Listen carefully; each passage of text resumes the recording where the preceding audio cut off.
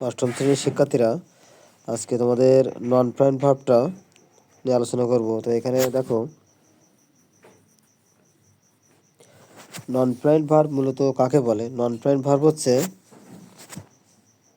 যে ভার্ব দ্বারা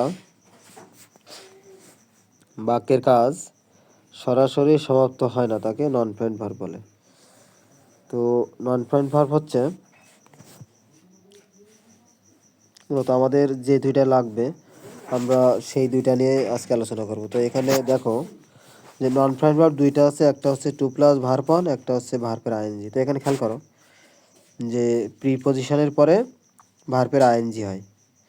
যেমন হি গোজ টু স্কুল ফর, এখানে একটা খেয়াল করো, এখানে এই ফরটা হচ্ছে প্রিপজিশন, আর প্রিপজিশনে পরে ভার্বের আইএনজি হয়। তাহলে এখানে অ্যাকোয়ারিং, এখানে অ্যান্সারটা হবে অ্যাকোয়ারিং।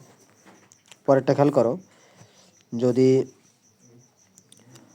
কোনো সেন্টেন্সে উইথ এ ভিউ টু অথবা লুক ফরওয়ার্ড টু অথবা গেট ইউজ টু, যদি এইগুলো কোনো সেন্টেন্সের মধ্যে থাকে তাহলে এইগুলোর পরে ভার্বের আইএনজি হয়। তো এখানে খেয়াল করো, Rahim reads more with a view to, এখানে খেয়াল করো উইথ এ ভিউ টু, এইটার পরে আমাদের ভার্বের আইএনজি হবে গেটিং, তাহলে অ্যান্সার হবে আমার গেটিং।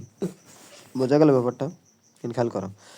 তাহলে সিম্পল সেন্টেন্সে একাধিক ভার্ব থাকলে সেকেন্ড ভার্ব বা দ্বিতীয় ভার্বের সাথে আমাদের আইএনজি হয়, অথবা দ্বিতীয় ভার্ব যদি উদ্দেশ্য বোঝায় তাহলে কিন্তু ইনফিনিটিভ টু প্লাস ভার্ব হবে।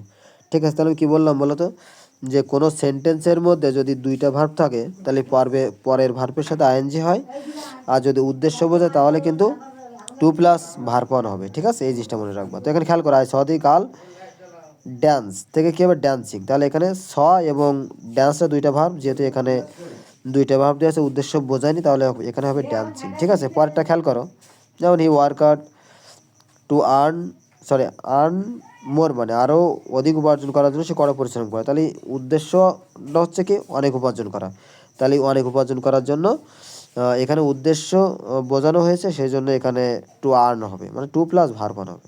তো এখানে খেয়াল করো, যদি কোনো সেন্টেন্সের মধ্যে যদি তোমার দেখো যে হোয়াইল আছে, তাহলে তোমার সেই ভার্বের সাথে আইএনজি হবে। তাহলে এখানে খেয়াল করো, হোয়াইল এখানে কী হবে বলো তো, while crossing the road we should be careful.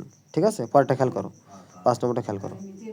তো এখানে খেয়াল করো যে তোমার বাক্যের শুরুতে সবসময় ভার্বের আইএনজি হয়। মনে করো কোনো সেন্টেন্সের শুরুতে যদি কোনো ভার্ব থাকে, সেই ভার্বে অবশ্যই ভার্বের আইএনজি হবে। ঠিক আছে, যেমন swimming is a good exercise. ঠিক আছে, বা যে কোনো ভার্ব থাকতে পারে। 6 একটা খেয়াল করো, যে কোনো সেন্টেন্সের মধ্যে মনে করো যে কমিটেড আছে, ওয়ান্ট আছে, নেসেসারি আছে, ইগার আছে, এক্সাইটেড আছে, মোটিভেটেড আছে, ডিটারমাইন্ড আছে, বা হোপ আছে, বা ডিসাইডেড আছে, এইগুলো পরে কি হয় বলো তো, এইগুলো পরে কি বসে বলো তো, এইগুলোর পরে সবসময় টু প্লাস ভার্ব অন বসে। তো এখানে দেখো I want to learn English, তো এখানে দেখো যে ওয়ান্টের পরে কিন্তু ভার্বের আইনজি, তাহলে লার্নিং হবে, তাহলে আই ওয়ান্ট লার্নিং ইংলিশ। তো সরি, এখানে হবে I want to learn English, তো এখানে হবে টু প্লাস ভার্ব অন। তো আশা করি তোমরা সবাই বুঝতে পারছো।